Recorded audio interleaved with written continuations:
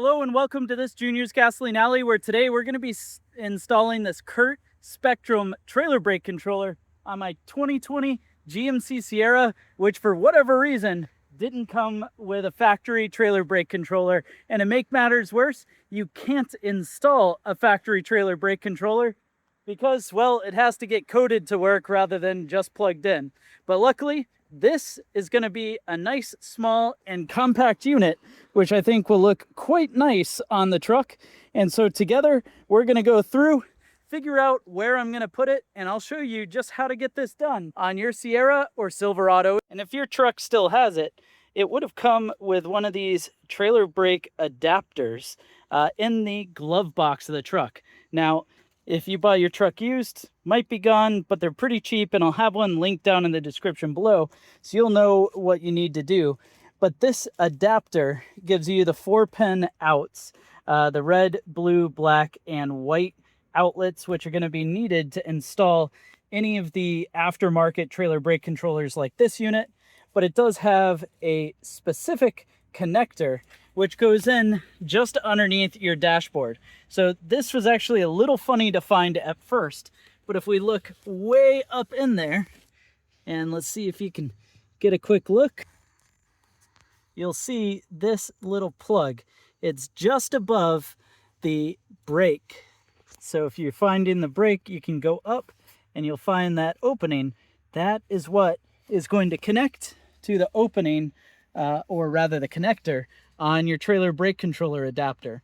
So to do so, what we'll need to do is open up this Spectrum trailer brake controller, which interestingly is sold through the GMC dealerships because they know they kind of screwed up with not having a good option.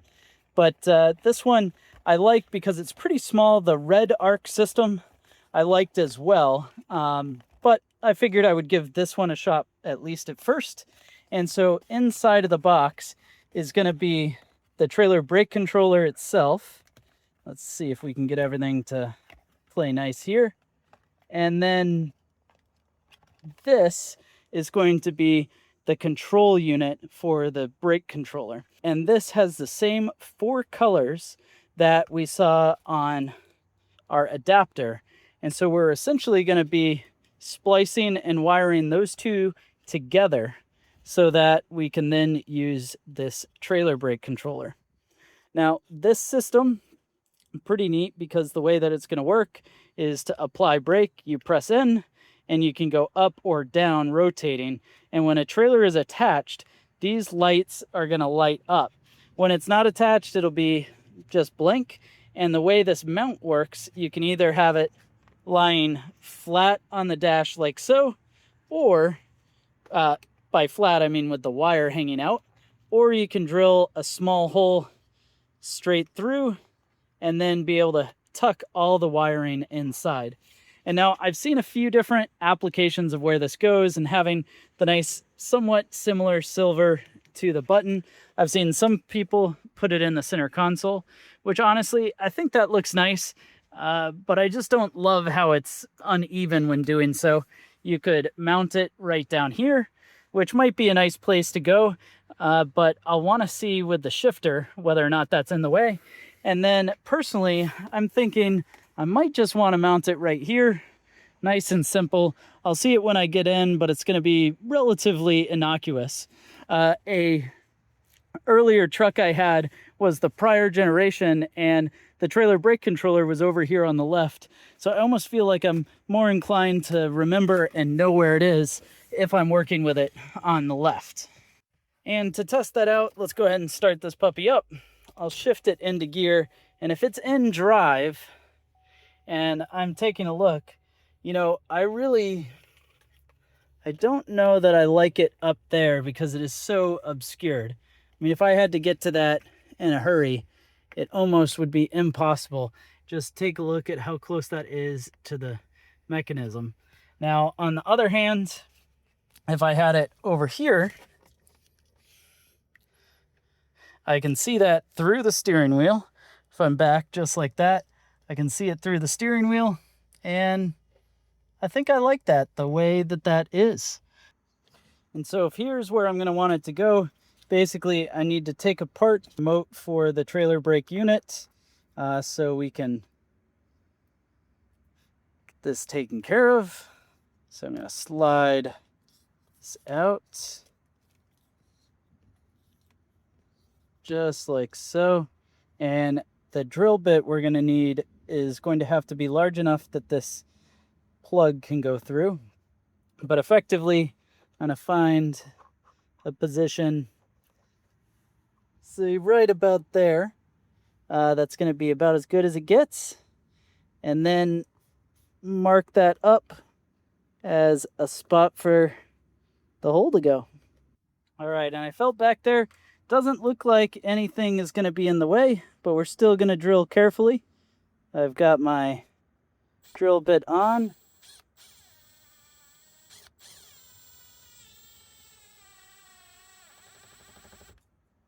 Whoops.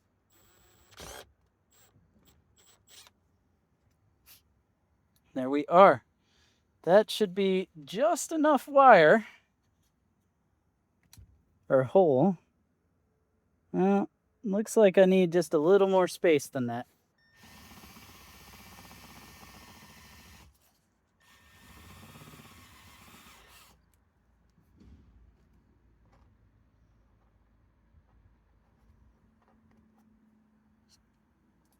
All right, just perfect. And now we should be able to pull everything out from inside here.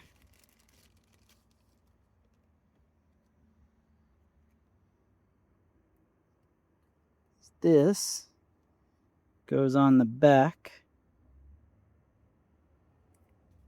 Okay, we'll take that.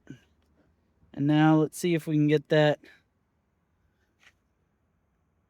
properly lined right up. All right. And then it came with these self-tapping screws, which we'll go ahead and utilize.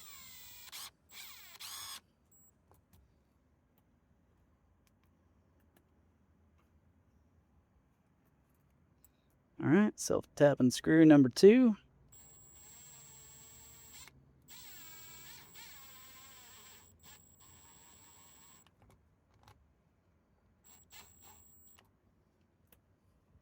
Now that that mount is securely installed, we then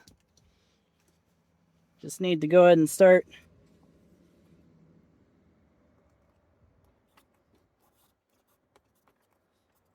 feeding the wiring in. And if you look down here, it'll start coming right out. And that just means once we get to the top, we're going to line that notch in, get both of those clicked in. And with any luck, when we step back, yep, you can see that straight through the steering wheel, even kind of up high. So it should give us nice control to see what we need to do.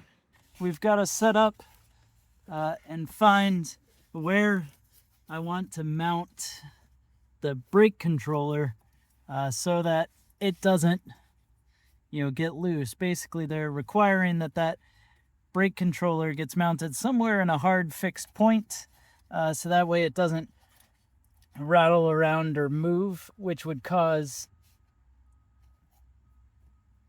the brake controller not to function properly. It uses an accelerometer in there to get this thing set up. I just put some double-sided tape on it and stick it right up there. That's probably the right move. Now that I've found the location where I'm going to mount the unit for the brake controller, I am going to shorten the cable that's come down from the knob. Essentially, the idea here is if I shorten it, I'm already going to be soldering the harness to the Curt system, so I might as well get the cable coming down from the button a bit shorter and make everything match up and fit up much nicer. You don't have to do this. You can coil up the cable yourself if you want to. I just think this is going to be a cleaner and nicer install. And now it's to connect the wiring loom for the trailer brake controller. Go together like normal here.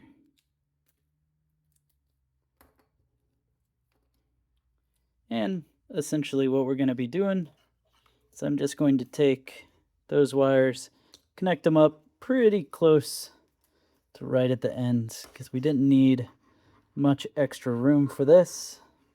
Nothing fancy to see here. Just go ahead and set up your system to be able to solder together. You can also use some of the crimp connectors or things like that if you want to. But my belief here is we want to go ahead and make sure that this is as rugged and durable of a solution as possible. So I'm just going to go through, solder everything, get it heat shrunk together, and it's going to be a nice and reliable connection. So it's not going to cause me any troubles in the future. And with our newly trimmed wiring harness, I'm going to slide this back in.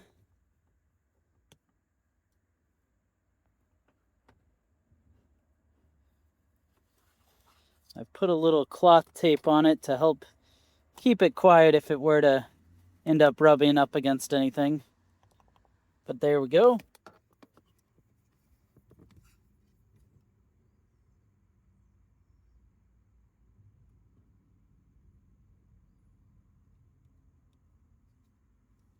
Okay.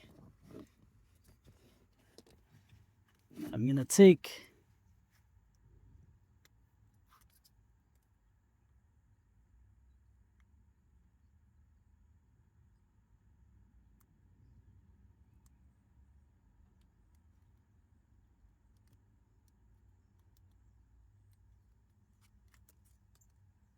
sticky tape off the back.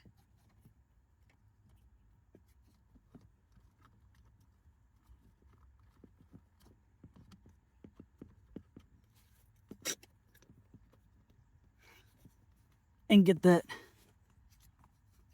glued right on up. Nice and out of the way. And then we just take our connector, wrap this around.